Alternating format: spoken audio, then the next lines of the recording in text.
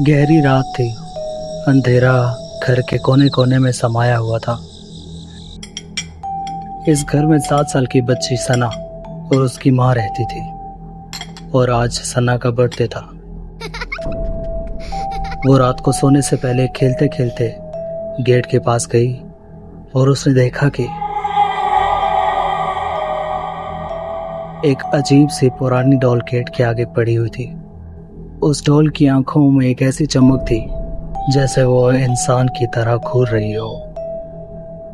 सना को वो डॉल काफी पसंद आई और वो उसको घर में ले आई।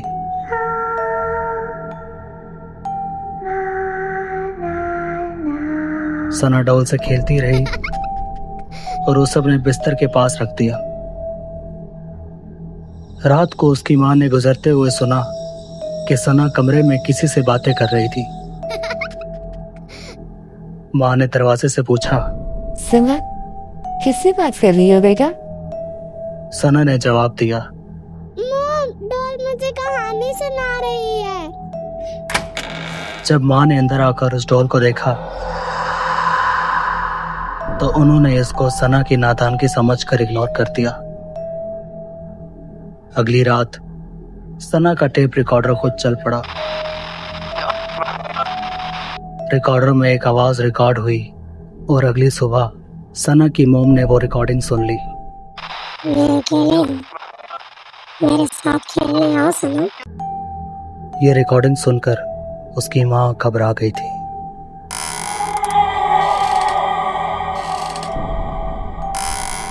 माँ ने डर कर डॉल को उठाया और पीछे के बगीचे में उसको दफना दिया। लेकिन सुबह जब उसने घर का लॉन्च देखा, डॉल सोफे पर बैठी थी जैसे वो खुद चलकर घर वापस आ गई हो। और साथ ही सना की माँ को अपने घर के लॉन्च में से बच्चों की आवाजें आती हैं, जैसे बहुत सारे बच्चे मिलकर खेल रहे हैं उसके घर में। और उसी के साथ साथ उसके घर के दरवाजे खुद खुलने और बंद होने लगे। और एक दीवार पर खून से लिखा हुआ था,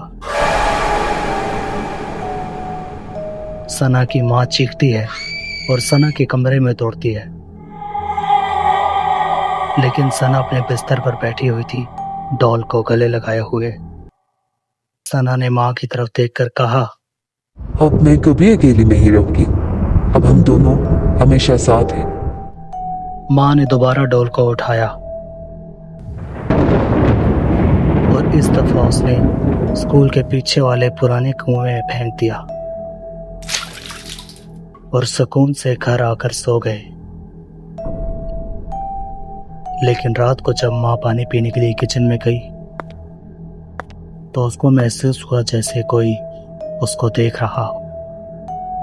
उसने जैसे ही देखा,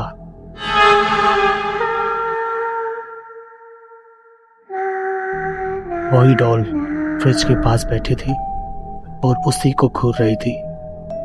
सना की माँ बहुत डर गई और जब उसने अचानक से अपने घर के लाउंज की तरफ देखा तो बहुत सारे छोटे बच्चे उसके लाउंज में बैठे थे, जिनकी शक्लें बहुत खौफनाक और डरावनी थी। उसी से अगले दिन सना और उसकी माँ दोनों गायब हो गए हमेशा के लिए। कुछ दिनों से जब उनको किसी ने आते जाते नहीं देखा तो एक दिन पड़ोसियों ने उनका दरवाज़ा खुला देखा। जब वो अंदर गए तो घर उलट पुलट था और लॉन्च के बीचों बीच वही डॉल बैठी थी। लेकिन डॉल के पास एक पेज पर लिखा हुआ था कि वो डॉल कहाँ से आई थी और क्यों आई थी, कभी कोई जान नहीं पाया।